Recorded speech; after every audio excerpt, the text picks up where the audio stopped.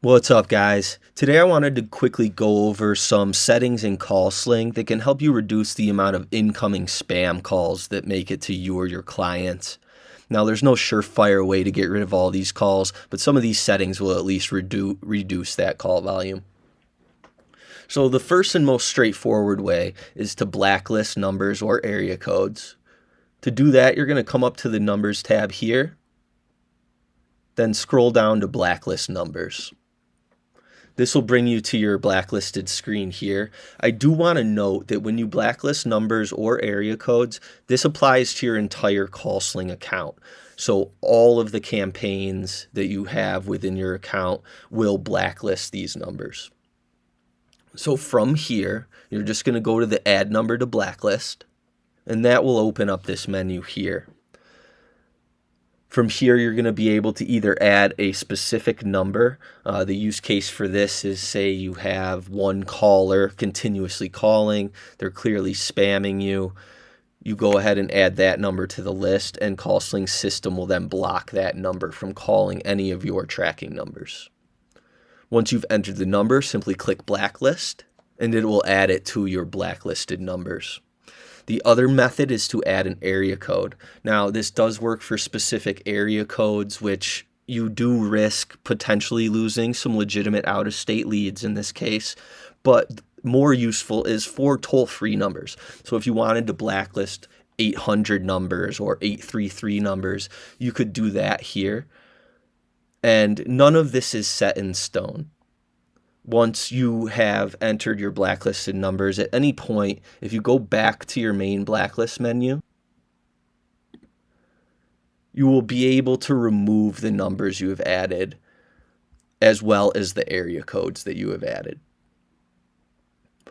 The next method to reducing spam calls, especially for a specific campaign, is go to your phone number that is receiving the high volume of spam calls and get into the number configuration screen here.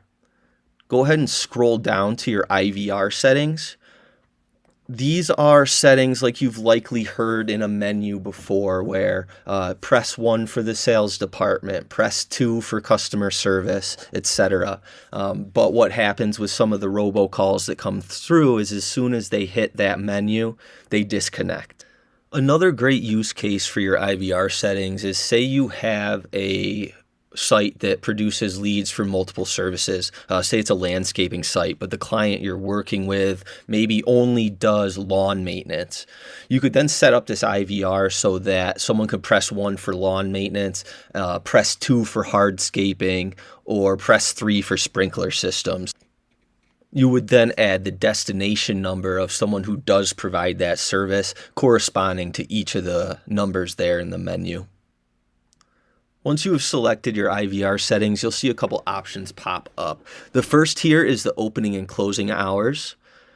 If you do specify your operating hours, what this does is when the business is marked closed, the IVR settings will not kick in. It will restore to the default settings for the number. So if you have a voicemail set up, when a user calls, it will take them to the voicemail system instead of through this IVR system. Otherwise, the setup for your IVR will just start normally here. You press the key you would like to select, and whether you want it to go to a destination number or voicemail. Now, I am going to revert these settings because I do not want them to change based on whether or not the business is closed.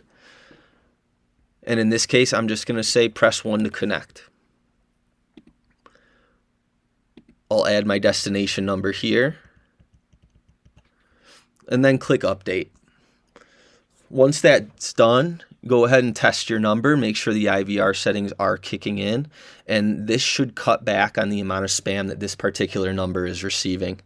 Hope this helps, guys. We'll see you on the next video.